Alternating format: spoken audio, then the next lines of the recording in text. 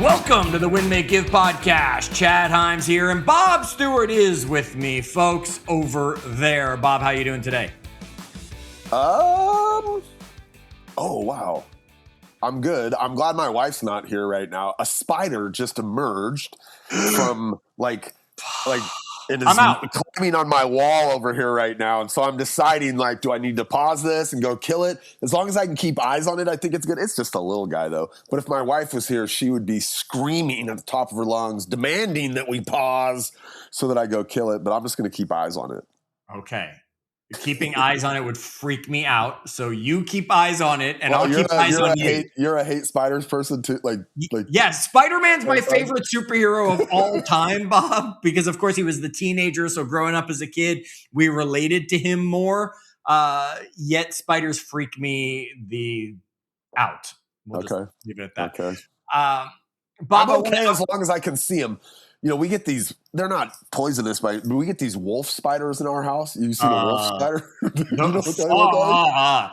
They're big. And when you're walking move. Dude, when you're walking up the stairs and one of those bad boys is there, you're like, whoa. And they're super fast. That's how wolf spiders eat. You know, a lot of spiders eat with their web. They catch not wolf spiders, dude. They run stuff down and grab it. Yeah. So can we stop this conversation now, Bob? Chad's sweating, everybody. Yeah. Australia is not on my list of places to want to go due to the spider population that lives there. I bet. I want to out you, Bob. You were telling me a quick little story before we started here. At the time of this recording, the NBA basketball draft has just occurred not too long ago. Don't know when that'll be here. You were watching with your son. We all know that basketball has become a big thing. I'll give the bingo card stamp this time, right? Okay. Yeah. And it was the draft, and you were not watching it live. You were watching it recorded on delay, a little behind. Yeah. So Bob, what did you have on your phone while you guys were watching it on TV?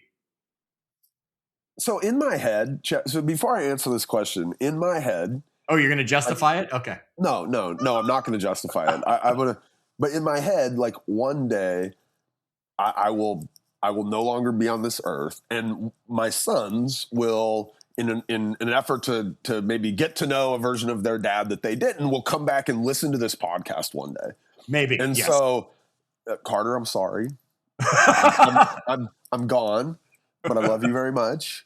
Well, so last night we were about 7 picks behind, right? And so my son is obsessed with basketball. He's guessing who's going to get picked. He knows all the players.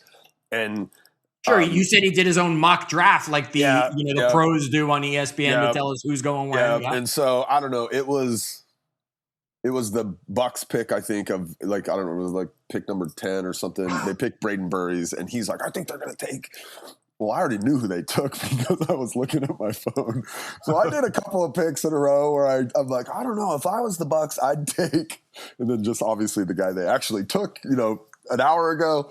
I think so. He knew originally when we started that we were behind, but I think he just by that point, it was an hour later. I think he'd forgotten, So I got a couple over on him, Chad. He thinks I'm a pretty good basketball prognosticator. Yeah. Well, excellent job, Bob Stewart. And I hope one day he does listen to this and it gives him weeks of therapy sessions. Maybe he'll even go to your therapist. Her name again, put it in the episode so he can go call her. Glenda. Damn. We'll get it one day out of you, Bob Stewart. All right. Bob, I have great news for you. I'm so excited to tell you officially we've hit listener 8. Get out. I got a message this weekend that another listener verified that they are out there listening. Now, folks, we can't name all 8 any longer. We've already forgotten who some of you were, and we joke about it. We appreciate all of our listeners. We look at the numbers and are still getting multiples of downloads of these episodes. Thank you for it. Yet, Bob, I'm going to read you the message I got, and we're going to do an episode. Okay. I'm not preparing you a list. I'm not making you content in advance. We're not we're going to on the fly. I have to assume then, or at least I hope, my fingers are crossed, that this is like a topic that I know. That you can cover. Yes, you can. I wouldn't have done this to you if I didn't think we could cover it. And the message says, niceties, niceties, niceties. Then it says, I'd love to hear your take on this subject. We versus I. The biology of we versus the addiction of me. Society celebrates the solo hero, the founder, the CEO, the athlete, the genius. And behind every extraordinary person, there is an invisible ecosystem. The greatest achievement is not learning how to stand alone. It is learning how to build your we. So, Bob, I have no flow for us to necessarily follow other than to throw that at you and say, what's your take on that question? Comment, as it was right there given to me as what's going to become today's episode. Man, that's a good one. I got lots of thoughts. I mean, the first place my brain goes in this discussion is like back to her kind of original, he or she, I don't know. It's a her. I did tell Bob it was a woman. Yeah. Back to her original premise, which is like, biologically, I think we are designed for we. Right? Like if you were to go all the way back to the Are you sure? I think so. So make your point. I'll argue the other side. I say we go all the way back to the caveman days. Like, first off, like there's no, we're not here, Chad, if not for a bunch of wees that teamed up and got together and got to the point where, because I couldn't have made a Chase and a Carter without an Aaron, right? So like biologically, we need a we for the species to exist. That'd be the first place I'd start. Then if you look at, and look, I think I took biology in college or anthropology. Anthropology is, I think, what we're really talking about here. But, those early human environments, right? You had like a division of labor, right? Even when we were in a cave, Chad, like I had to have a mate so that the species could exist. But we're in the cave and I'm going out and I'm banging away on the I don't know what, like drums. No. What's some animal that I would have been trying to kill back then? Like the saber-toothed tiger or whatever. Tiger, yeah. Right? Or the woolly mammoth. And like my we is back home making sure the fire's ready for when the meat gets there and carving the meat and collecting the berries or whatever, right? And so like I think for a long time in human history, it was a we in the DNA. Okay. That we collaborated in clans, right? We like if you were an I back then, like you were either enslaved, you were enslaved, or you were dead, right? Or and those were really your two, or you joined a clan, right? You found some way for the clan to let you in, and so I think like biologically, I buy where she's coming from. The premise biologically that we are like designed for we, I think is true. Okay, so I'll stop you there and I will agree with you on that point. Okay. I believe, especially back then, that we were conditioned and trained to survive in a pack, right? No one person took down a woolly mammoth. No one person took down a saber-toothed tiger. We needed multiple hunters. We needed multiple safety so one slept and others could watch. Right, the military has taken that lesson so well and built these amazing teams, right? The SEALs and things like that, the Rangers, that they understand that. I will agree with you, Bob, up to a point, because I don't think that's true today. And I agree as well. Okay, and I think the evolution of so how did we get here? And honestly, my belief of how we got here would be technology. And in all of its forms, because if you go way back, right, like, what would have been, so before, Chad, we'd go out and kill the woolly mammoth, and then, we needed all of us to figure out how to get it back to the cave, right? And then some technology came along, and it was like, now I had the Stone Age and I had a knife and I could cut it up into a bunch of pieces and then maybe I could bring it back, or eventually we got wheels and now I could have a cart. And, so like as technology advances and more of the things can be done by me, eventually they got to where now I've got, a gun, right? There's firearms now. And now I could go out and I didn't even need, it used to be we needed 3 of us to take a woolly mammoth down. And now I could go out and I could shoot it myself. And so like as technology advanced and made it so that, and we just keep going all the way. It's like, okay, now I didn't need anybody back there doing the fire because I could stop at the local market and grab berries and then I could get back home and I had a stove. And like the evolution of society and maybe how much easier it's become to just stay alive, right? Yeah. Has given us the ability to say, okay, now, and I think, by the way, most of the transition is based on ego. Yes. Right. So it's like, okay, somewhere along the line, ego gets not necessarily introduced because I believe it was probably always here in us somewhere. But like I could start to believe, oh, wait a minute.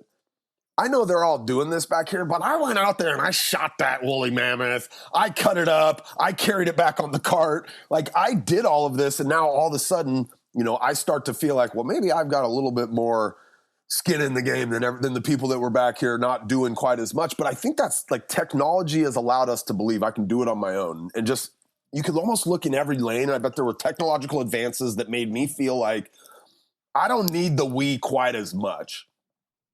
Somewhere along the line, okay, we started to celebrate that. And it was probably the first time the guy ever came back and was like, I killed the woolly mammoth all by myself and I've got him here. He's right outside the gate. And we're like, whoa, you're amazing. And it's like folks, that please do not message me about Bob taking woolly mammoths, gates, guns, and putting them all in the same timeline. Just understand the concept he's saying and go with this. You get it. I don't know when it was the spear. I used to, we used to do it with clubs, and then we were like, oh, we can put a sharp point on this thing and it would pierce the skin. That'd be way easier. Right. But it was an evolution of technology, I think, that has moved us from from like literally for our survival having to rely on the we to that not being the case today, Chad. Today, any one of us could survive in society because of all of these technological advances that have come along. So that's one angle of this that I think has gotten us here. I think the other side is just the celebration of the friggin', the celebration of Elon Musk becoming a trillionaire, but there's literally, tens of thousands of people that are a part of that team that made that become a reality. But he's the guy. Like neither you nor I could name one other person of those 50,000. Right? I saw an article the other day about, tens of thousands of millionaires were minted at SpaceX when they IPO'd, but none of us know even one of the other names. It's this celebration of the individual, which is Elon Musk unfortunate built Tesla. Elon Musk went to space. Elon Musk did all that. It's the I that we celebrate. I think, Bob, it's even to a point where we're raised that way, right? I think we have been conditioned to chase that. I think we are conditioning our children by teaching them, you have to solve this. You have to figure out this problem, right? We're not saying to our kids when they have a challenge, okay, go get a group of your peers together and talk this out or figure it out. We're saying, no, you've got to figure this out because you're the only one you can truly ever count on in a situation.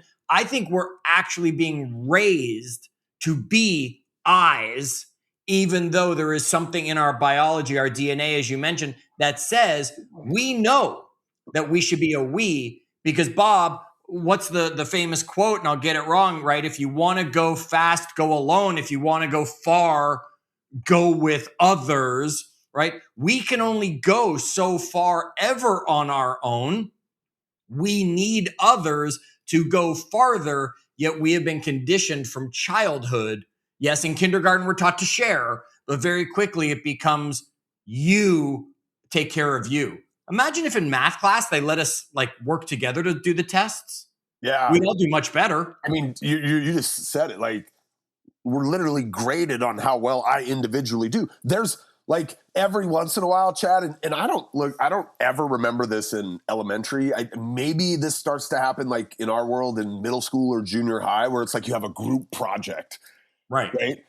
But like in my head, all a group project was me doing a little bit more work and friggin' Ty Miller like slacking up. By the way, my best friend, but in science class when Miss Hepner put us together, I was doing all the work and Ty wasn't. And so even there, like I came away from that group experience being like, I wish we'd have just done that ourselves because I would have had less work because I took on all Ty's work. So yeah, I don't disagree that we're not conditioned. You know, another place. Sports comes to mind for me. Well, you mentioned Spider-Man earlier. And by the way, shit, I lost Spider. Oh, dude, he's gone. He's like, where'd he go? Uh-oh, now he's floating around the house somewhere. Okay, we will delete that part from the episode. So if Erin ever listens, she doesn't know we lost the spider. That's a good point. But superheroes. Yeah. You know, I will tell you though, well, it's Batman, although he did have a guy. He had Robin, right? But it's Superman, it's Spider-Man, it's Iron Man. These are all solo heroes, right? Yep. And although interestingly enough, I guess when Iron Man couldn't get the job done by himself, he did have to call his friends in, right? They had the Avengers, right? Which was when something's that big that we can't do it on our own. But if you read comic books, Iron Man has his own comic book. Spider-Man has his own comic. Batman, Superman, like you said. And then sometimes they do let's bring the Avengers together or bring these people together just because it sells more.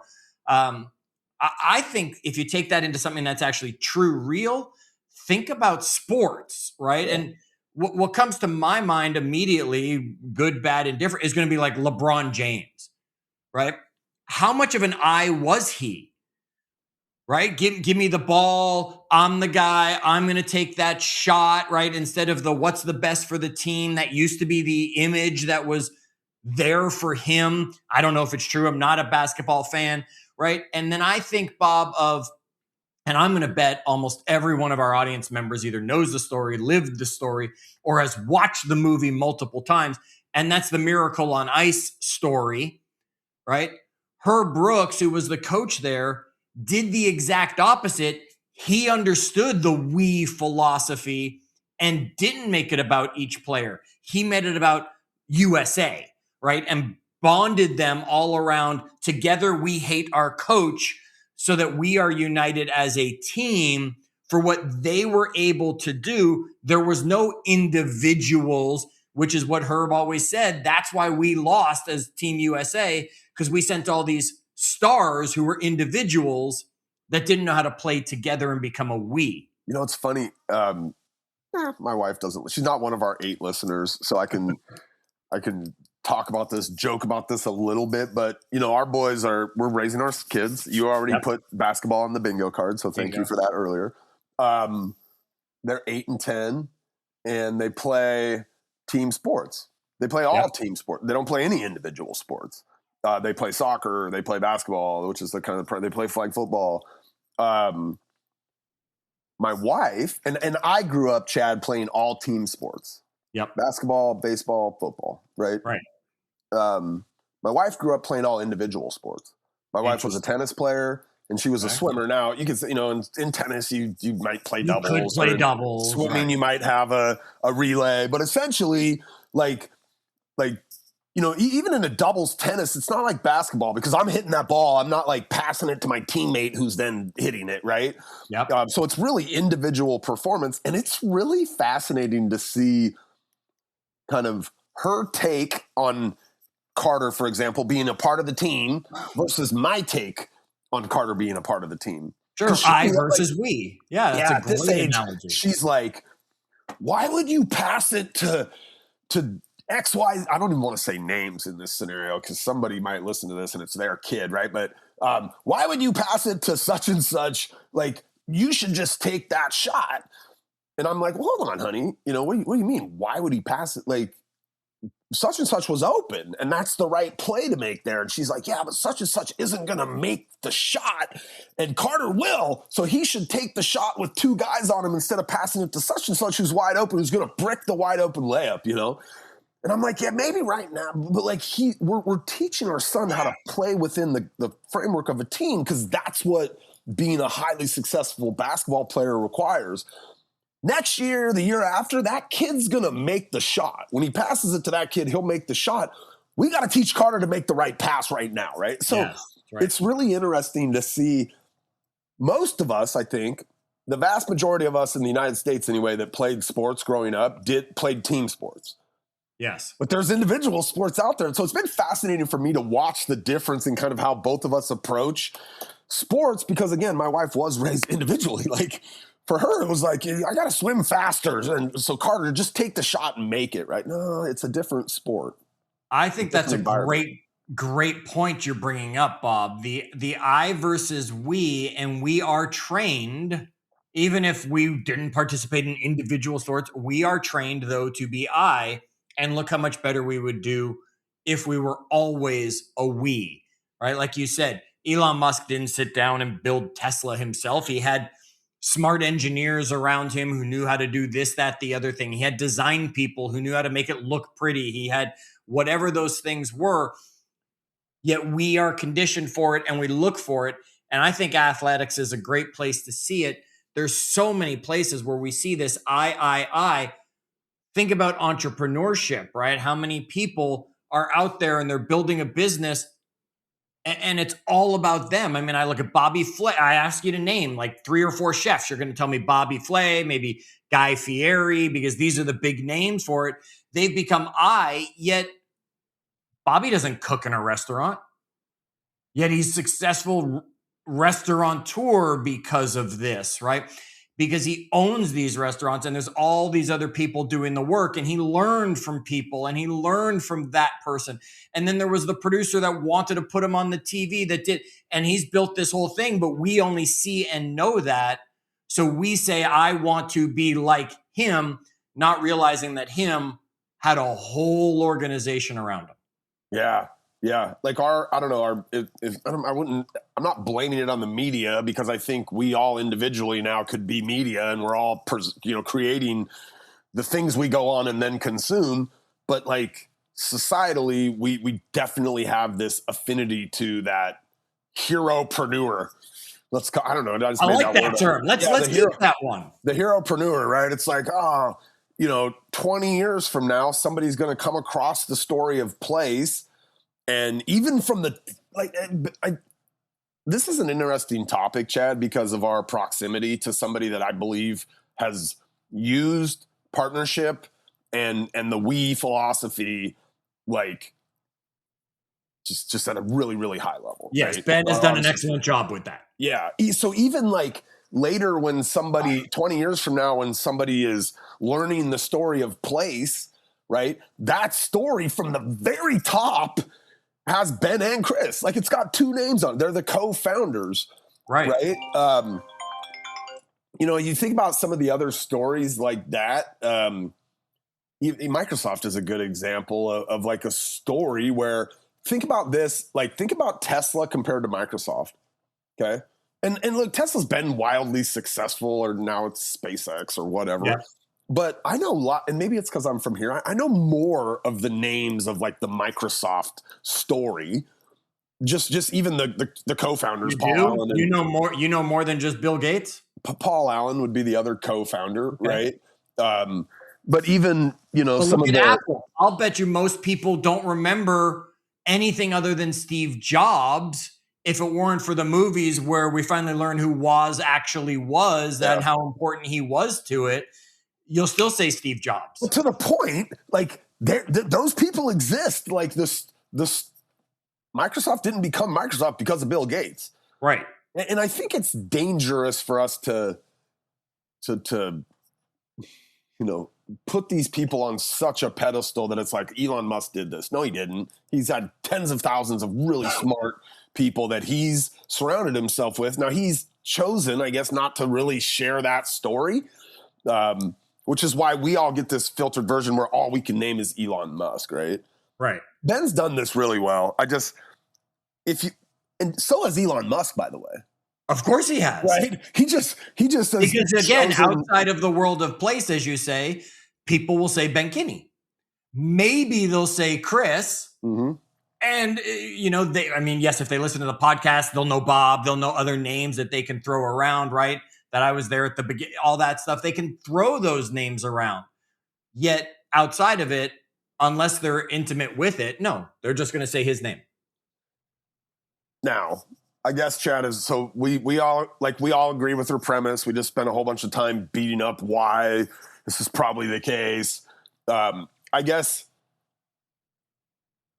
so maybe where we go next, I don't know, you tell me. I think we're on a wide open playing field here, but maybe where we go next is to like, okay, you're this solopreneur that's been convinced to the conditioning of all of your childhood and most of your schooling and a lot of your sports, maybe if you played, individual sports, is, okay, I walk into now a career, Chad, or I want to start a business, or I want to, in our world, it's become a real estate agent or a loan officer, right? How do I make that transition then from I to we? Is that leverage is the next first, year? right? And, Okay. and leverage would be the first word that would come to my mind for that, Bob. As soon as we are willing to say someone does this almost as well as I do, or possibly better, I need my Robin. You brought up Batman earlier, right? I need Robin. And when I was that to Ben years ago, that's how I would. People were like, "So what is your job?" And I'm like, "I'm Robin to Ben's Batman." Right? It was just I'm that sidekick who's there to take care of this and help with everything. And when the bad guy catches him, I'm there to be there, or I'm there to give him someone to rescue when it needs to happen. I think leverage is the word, Bob. And when people can realize we have been raised on I, and you said it great, our DNA is probably coded in there somewhere with a we. And as soon as we can start changing just our language from I to we, and we can start saying and giving someone else something to do along with us, we will realize that the ceiling gets pushed farther away because we go farther when we pick others to go with. Yeah. And Ben, like, I just go back to this roadmap of his career. And like at every, you mentioned ceilings. Yep. Like his very first ceiling was, I can't manage all this business that I've been able to cobble together. Right? Like he picked the phone book up, he started going to work, he was knocking on doors, and he was doing whatever he was doing in Bellingham in the very beginning to build his little real estate business as a solopreneur, right? And then he got to this ceiling where it was like he had 8 listings. And because he had 8 listings, he was now back in the office and he was doing all the busy work and he didn't have the time to go out and find the 9th and 10th and 11th listing. And he's like, I'm at a ceiling, like literally a financial ceiling. Correct. Like he was at the I ceiling. I can't go farther because I am doing too much. He had to shift it to become we can go farther. And then he adds Jolene to the picture. Very first partnership in his world, a world that 20 years later has literally thousands of partners, was one person who he said, I'm at my financial ceiling. I need leverage, to your point. Let me bring them in, because one of the things Ben understands is with I am freed up to do more of the things that extend that financial ceiling. Correct. And if he had continued with the heropreneur title that you gave it before, or he continued with the I language, the we never would have stayed. Right? Jolene, in that case, probably at some point looks up and says, what am I, chopped liver? Right? And walks out the door or gets a better offer from someone and says, this is an I world that I'm just somebody who's part of. It became a we world, right? It became a we now have 8 listings. Now we can get 10. We can get 12. And then when they got to the next level, we need someone else. It was never I need someone. You know what? The language is I remember early on, like different things with Ben, whether we'd be on stage or we'd be where he would be talking about something, Chad, and there wasn't actually a we there. Like I'm watching, right? And he's saying the we, and in my head, I'm like, that's just you. Right. I didn't do any of that. That was all you. Yeah. Right. And I can remember being like, oh, I get it. Like for him, everything's a we. Like he does, and that's. I And know, yet, Ben. look at his story that we all know. He was an I for sure growing up, Oh right? yeah, He was taught you can only rely on you, he was a Ben, wrestler, right? He didn't right? have any teammates. Not He a was a team wrestler. event, right? Yeah. Or in his situation, right? You can only rely on you. You've got to get where you're going. Yet Ben always knew within that it was a we, not an I. And his job, as soon as possible, always became, and he always said it as soon as possible, his job was finding we's to add to the company, not doing the job of the company anymore. Chad, and you and I know, like personally, we know Ben. We know that not the Ben on stage, right? Not the Ben that would say we when it was just him doing the work. Like, and he has an ego. Like not in a bad way, right? But Everybody we has all one. have an ego, and if we were to get in there and we poke around, and we used to record the podcast all together. We poke around and make fun of each other, and we take shots like guys do, and he has an ego. Like he'll defend his ego, right? He doesn't he's not going to let us walk on him or say something, right? He has an ego, but despite that, he set that aside. Like in his business world, he almost was able to eliminate the ego. Correct. Right? Like he was saying we and giving credit to other people when there weren't even other people doing it. Right. And I think that mindset was what has allowed him to flourish. And I didn't know him professionally before Jolene, so I don't know if he was saying we when there wasn't even a we in the very, very beginning, right? But just the adoption of that language and that which drives the mindset, right? Like the words we say become the things we believe. And he's done a really good job with just literally the simplicity of the language around creating a team feel.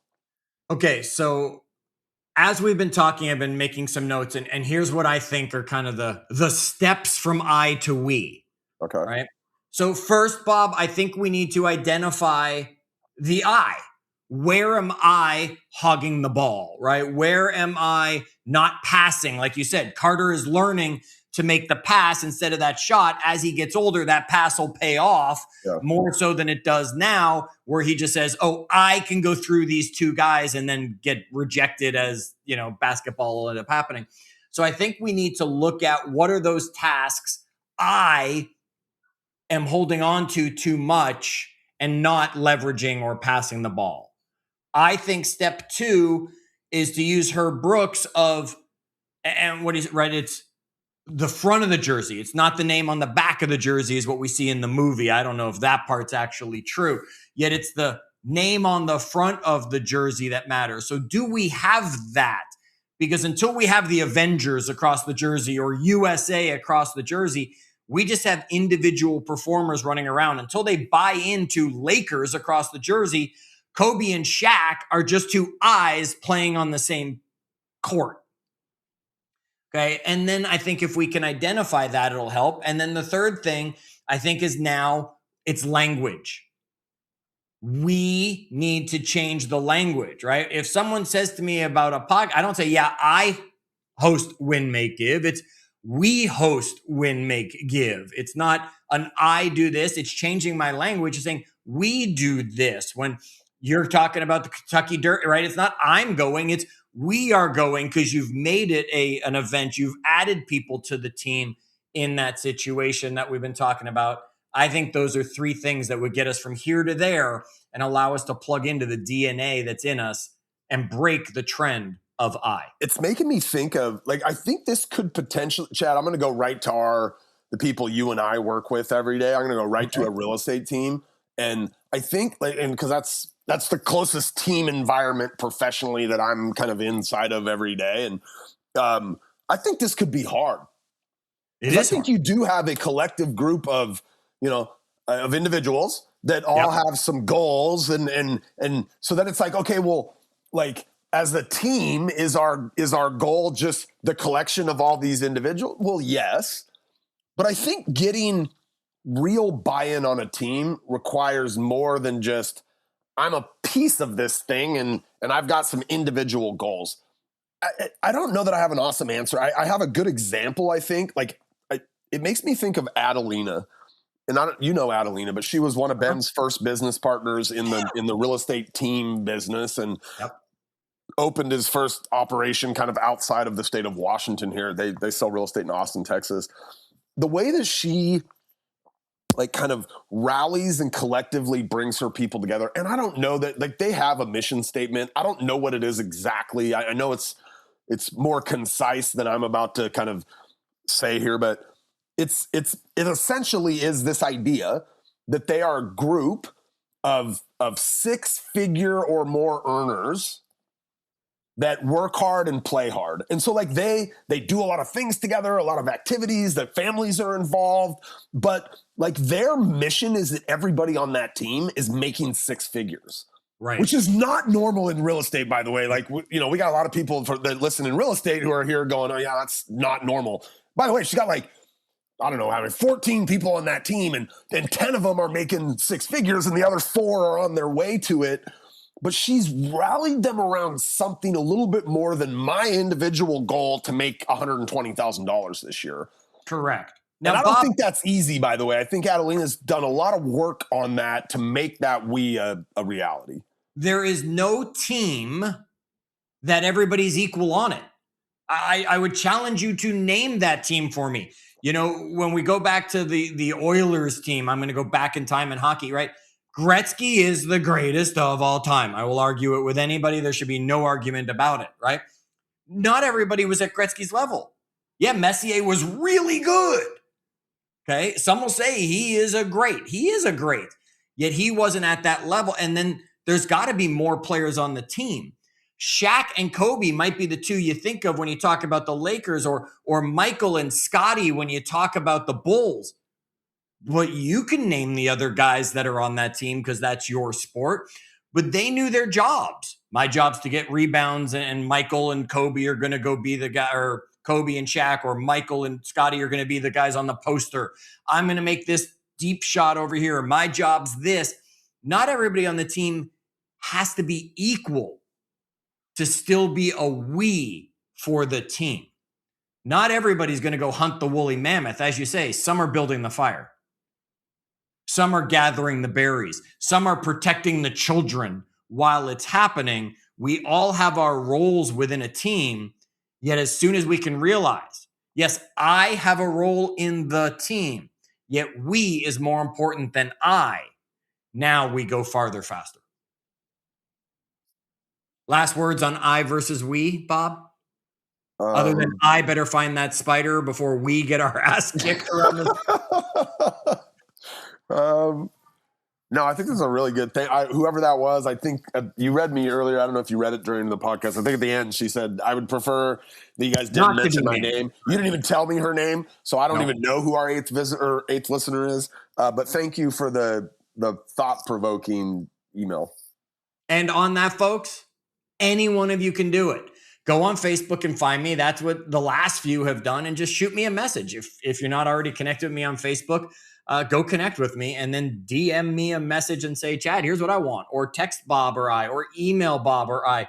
Our contact information's everywhere. We've given it to you hundreds of times. Don't overthink it. If there's a topic, you're sitting there saying, I'd love to hear what Bob and Chad think about this, shoot it over. We will build an episode around it, and you will absolutely get Bob and Chad's thoughts. Chad, I don't know if you're like a daily prayer. I don't know, but I need somebody out there to pray for me. It's Amazon Prime Day today, and my wife is on a 3-hour layover at the airport right now, and it just we're gonna have a lot of packages showing up in the next few days. It's Amazon Prime week. Oh my God. It's not just today.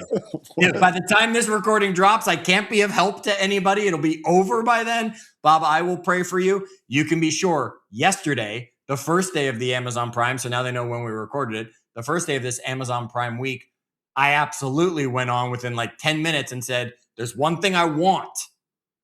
If it was at a good price, I'd get it. And it was 50% off. So boom, Amazon Prime worked for me by waiting. It was something they didn't convince me I needed to buy because it was cheap. It was something I was waiting to get, seeing what price they brought it to. The rest of you, put your phone down. I will tell you a great rule, Bob, great rule for Amazon. It must sit in the cart for 24 hours. Yeah. We call it Because the Jay and most of the Wendy time you Papasan won't. rule or something. By the way, I got tricked. My wife tricked me because this last weekend she was like, you know, it would be really, really amazing is if you'd clean out this one area of our house that she keeps a lot of junk in. And so it's all cleaned Amazon out. Prime Day was And there's coming. like extra space in there. And now I'm like, oh, I totally got tricked. Oh, man. Anyway. All right, Bob, last thought before we get out of here. No. I sent you an image the other day. You sent me an image. I did. You didn't respond. I saw a commercial while watching World Cup soccer about Kentucky Derby. Oh, you did. Get your seats reserved now. Bob, what's the next step in making the goal a reality? I don't know. Ask me next time. All right. We're putting you on the spot. I know you're not going to relent here, so we'll figure out what next step is. I want you there celebrating and saying, damn that Chad Hyams, yet yes, I'm here making this one happen. Bob Stewart. 153rd. Where did you see? Okay, sorry. It was during the soccer World Cup I was watching and they promoted it. So it was there for you. All right, everybody. Share this episode with somebody. Share your thoughts of I versus we with us on social media, whatever it is. You got a topic? Let us know. We will be happy to attack it. Until our next episode, do good.